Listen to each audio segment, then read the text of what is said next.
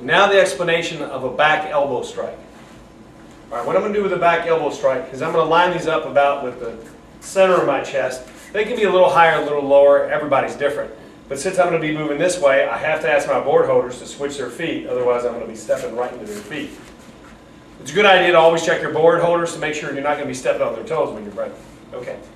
Back elbow, what I'm going to do is take the heels of my feet and line them up on the edge of the board. Here. Not in the middle like a side kick. On the edge of the board. I'll be back about a step. Fighting stance looking this way, but turning my head that way. Okay?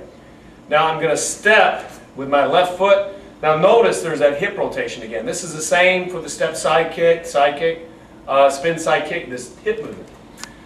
So I step like this, I grab my fist here, and what I'm going to do with my right foot is I'm going to step through the board and make contact in the middle like that.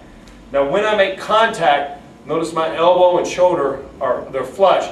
In other words, I'm not hitting like this. You hit the tip of the elbow like this and you got the Bugs Bunny cartoon again. So you want to make sure that when you hit, you're flush. So see how I'm flush like this?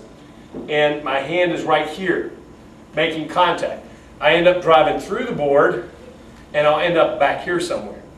But I make contact straight up and down, not leaning into and not step so far that I hit the arm on the edge. Everything is flush with the board when you make contact. And that's the explanation of a back elbow strike board break.